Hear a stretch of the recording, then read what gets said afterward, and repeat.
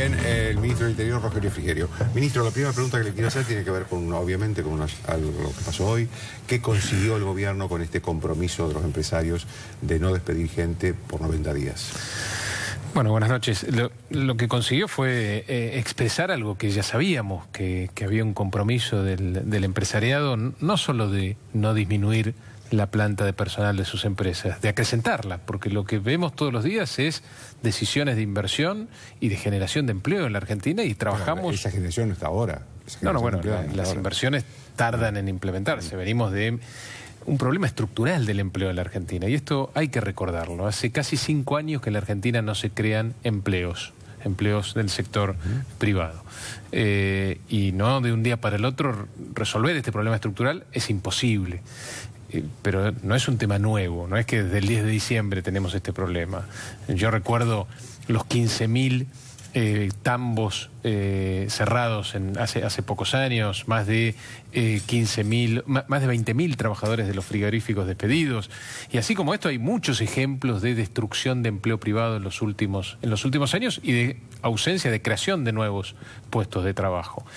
Nosotros hemos decidido que este sea una de las prioridades de nuestro gobierno, porque para disminuir la pobreza no hay otra que generar inversión y trabajo. Y el presidente trabaja las 24 horas para lograr este objetivo. Por eso es que entendíamos que una ley como la que se propuso y la que tiene media sanción en el Senado, iba en contra de este objetivo, generaba desconfianza, generaba sobre todo en las pymes temores a la contratación de nuevos empleos y también generaba de alguna manera desde el exterior, que por primera vez en mucho tiempo, diría en más de una década, nos están viendo y están viendo a la Argentina como posible destino de inversiones, también una mala señal. Por eso el presidente se opone a esta ley y lo de hoy con los empresarios es de alguna manera cristalizar, transparentar que no hay decisiones de despido en el sector empresario. Ahora, ¿por qué estaban los gremialistas?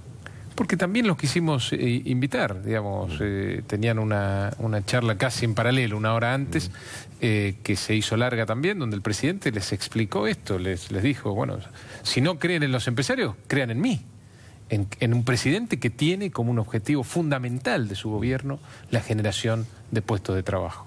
¿Y qué le dijeron los gremialistas? Bueno, seguimos trabajando y seguimos conversando con ellos. Ellos habían avanzado, una parte importante del sindicalismo había avanzado muy fuerte en el apoyo a esta ley.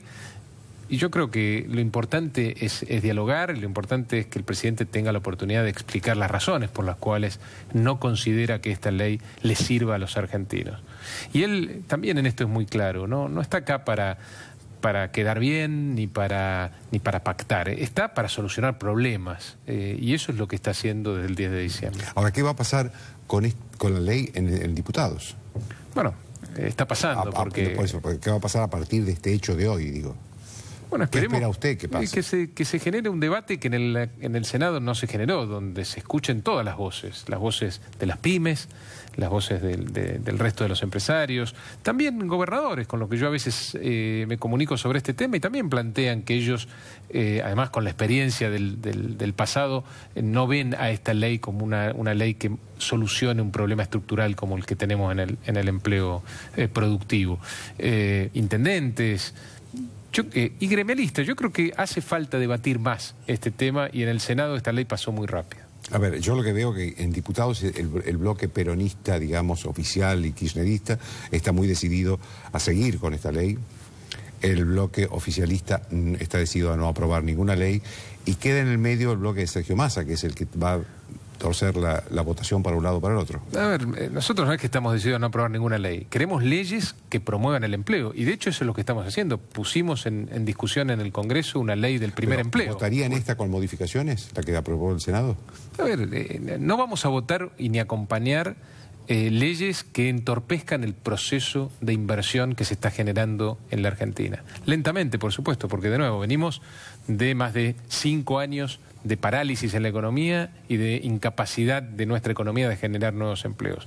Pero eso se tuvo un punto de inflexión el 10 de diciembre. Tenemos un presidente que tiene como principal objetivo la disminución de la pobreza a través de la inversión y de la generación de empleo. Y nada que entorpezca este proceso podemos nosotros acompañar, por supuesto. Ahora, supongamos, ministro, que esta ley se aprueba tal como vino del Senado por la Cámara de Diputados y se convierte en ley. ¿Qué hace el presidente? Bueno, el presidente en esto fue claro también. Va a usar sus facultades y la va a vetar. La va a vetar. Ministro, hay otro tema, que son los gobernadores, que según tengo entendido, los gobernadores peronistas están muy enojados porque dice que el gobierno no cumplió con la promesa de mandarle dinero extra por el adelanto del aumento de la coparticipación que le había prometido a principio de año. No, a ver, los gobernadores están preocupados con el federalismo en la Argentina, que en la década pasada se deterioró de una manera... ¿Le mandaron la plata o no? Le mandamos casi prácticamente toda la deuda de la obra pública, que es una de las cosas que a ellos más les importa, como a nosotros, porque es lo que genera empleo del bueno. Recordemos que el gobierno anterior, durante el 2015, no pagó la mitad de las obras de infraestructura en la Argentina. La mitad de las obras de la Argentina no recibieron un solo peso en el 2015 y la totalidad de la obra pública en la Argentina, desde septiembre a esta parte, no recibe un peso. Así encontramos el país nosotros. Y por supuesto, y no es casualidad, que la UOCRA y la Cámara Argentina de la Construcción denunciaron que el peor mes en términos de destrucción de empleo en la construcción fueron noviembre y diciembre. Ya enero y febrero fueron un poco mejor y en marzo revertimos la tendencia y empezamos a generar empleo y a generar empleo que compensara la destrucción de los meses anteriores. Después está, por supuesto, el tema de la discusión de los recursos. Sí, pero ustedes se habían comprometido a un 3% adicional. No, pero ese compromiso está, estamos... No, porque bueno, no es automático, tenemos que firmar convenios con las provincias. Fueron muchas discusiones, con idas y vueltas en las propuestas.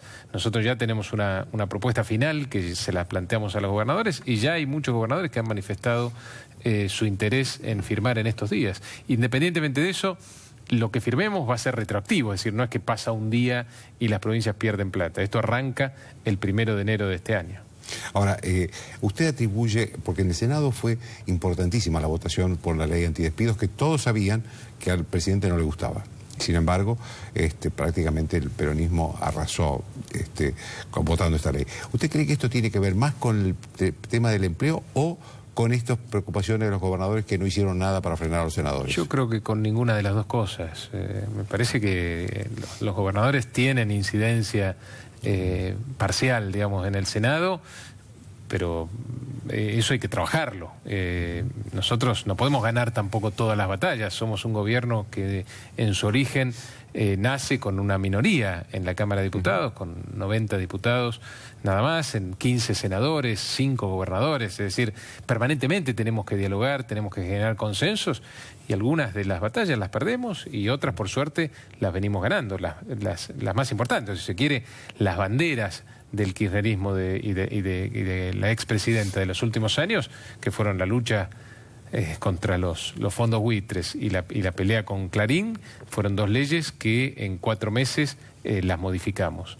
Hay otras leyes que impulsadas desde la oposición y no desde el oficialismo, que podemos llegar a perderlas. Y este es el juego de la democracia. Tampoco hay que creer que vamos a ganar todas las batallas, sobre todo con esta minoría en ambas cámaras. Ministro, esta reunión de hoy con empresarios y el documento que sacaron, ¿no se podría ampliar con los gremialistas a otros temas?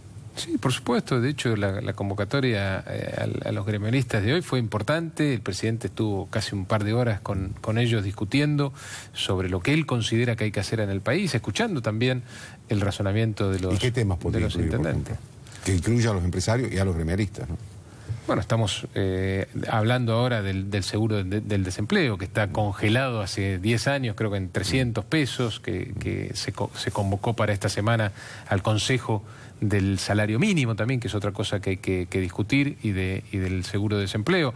Hay infinidad de cosas que también hacen a la competitividad de la Argentina, donde no solo los empresarios y el Estado tienen un rol, sino también los representantes de los trabajadores. Y creo que esa mesa se da de hecho permanentemente. Este es un gobierno que por por sus genes, por sus características, dialoga y trata de generar consensos todos los días. Y dialogamos con todos los sectores, los sindicalistas, los empresarios, los gobernadores, los intendentes. Estamos permanentemente dialogando y tratando de ver dónde encontramos coincidencias para apuntalarlas y transformarlas en leyes o en acciones concretas que solucionen también problemas concretos de los ciudadanos. Usted es ministro del Interior, pero también es economista, así que quiero hacer una pregunta que hoy es tal vez la principal prioridad de la sociedad, que es la inflación. ¿Cuándo terminamos con esta inflación tan alta? Bueno, venimos de una década con una inflación acumulada del 700%, con algunos productos básicos para nuestro consumo, el consumo de los argentinos, como la carne o la yerba, de más de 1000% en la última década. Somos o pertenecemos al club del 1% de los países del mundo con alta inflación. No puede ser que no podamos resolver este problema. Y desde el 10 de diciembre estamos trabajando precisamente en las causas del problema, que son la incapacidad de gestionar políticas públicas que tuvo el gobierno anterior. Política monetaria prudente, política fiscal responsable, son las cosas que van a permitir que en la segunda parte del año domemos el problema de la inflación. Abril fue seguramente el peor mes, en función de que también fue un mes donde impactó de lleno el reacomodamiento tarifario. Mayo vamos a tener una inflación prácticamente la mitad de la de abril, y después junio, julio y agosto va a ser una inflación de alrededor del 2%. A partir de septiembre, el presidente del Banco Central también planteó que ya vamos a tener una inflación menor del 2%. Y esa va a ser la inflación también, una inflación cercana al 1% que nos va a acompañar el año próximo. Y ya en el 2018 vamos a tener una inflación similar a la de los países vecinos, no tenemos dudas, porque estamos actuando en las causas verdaderas de la inflación. Y mientras tanto, como sabemos que el Estado también tiene una responsabilidad para cuidar que no haya empresarios que aprovechen esta situación y hagan avivadas, tenemos desempolvamos la Ley de Defensa de la Competencia, la Ley de Defensa del Consumidor, y tenemos los precios cuidados, ahora 12, en activos, porque entendemos que también tiene que haber un acompañamiento en el mientras tanto hasta que domemos este flagelo de la inflación. Ministro, usted sabe que lo que yo noto es que, digamos, muchos sinceramientos tarifarios, la gente no comprendió, porque sabía que estaba pagando tarifas irrisorias. Ahora, hay un aumento último que me parece que la gente no lo entendió mucho, que es el 10% al precio de la nafta. ¿Se justificaba ese aumento? No es una tarifa, ¿no? Digamos, no es una tarifa, no es diferencia del resto, y es un precio que acompaña... Pero la gente lo toma como tarifa, ¿eh? Bueno, digo, para aclararlo. Claro. Y es un precio que acompaña el valor del dólar, históricamente lo hizo. Sí, pero uno ve que el resto del mundo va... un reacomodamiento, una unificación del tipo de cambio en un valor distinto al que había antes, y esto siempre, históricamente, en la Argentina tuvo su impacto en el precio del petróleo. Además, tengamos en cuenta que nosotros heredamos uno de los precios de combustibles más contaminados, si se quiere, por los impuestos. Esto es cierto. Y eso también lo tenemos que ir corrigiendo. Por supuesto que no lo vamos a hacer en poco más de 4 meses, pero... Claro, pero llegamos a una situación en la que, a ver, se paga la nafta más cara que en Uruguay y Chile. No, se paga menos que en Uruguay, se paga un poco más que en Chile y un poco más que en Brasil, pero de nuevo, lo que pagamos es gran parte de eso impuestos. Claro, a una industria subsidiada, ¿no? Como la petrolera. A una industria subsidiada que, de nuevo, otra cosa heredada, que vamos a ir transformando en el tiempo. Ya los petroleros saben que esto se termina el año que viene, que vamos a ir a un precio internacional, y en el interín decidimos, sí, mantener un subsidio para cuidar fuentes de trabajo en lugares también delicados de la Argentina, donde no hay muchas alternativas al trabajo en el petróleo o el gas. Y eso también forma parte de las decisiones de gobierno y formaron parte de negociaciones arduas entre el sector petrolero, los gremios petroleros y el Estado. Y la verdad que hasta ahora hemos tenido bastante éxito y hemos podido cuidar esas fuentes de trabajo que en los lugares donde están, que es básicamente la Patagonia, tienen un sentido también geopolítico, social, trascendente, por lo menos para nosotros, que vemos el todo como gobierno nacional. A ver, le hago una última pregunta y contésteme cortito, pues se me está acabando el tiempo. Una es, hay una versión insistente en los medios periodísticos de que hay dos líneas en el gobierno sobre los juicios de corrupción. Una dice que un sector quiere que se avance y otro sector quiere pararlo. Porque no le convendría a la política, no por ninguna otra razón.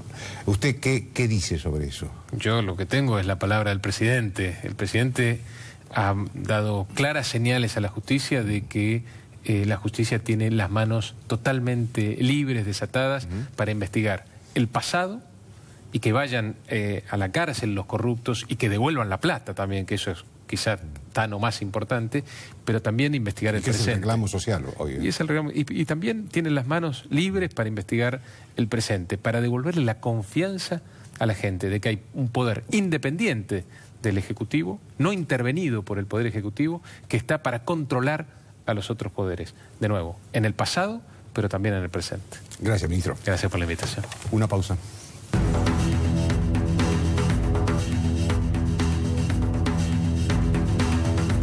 Auspician desde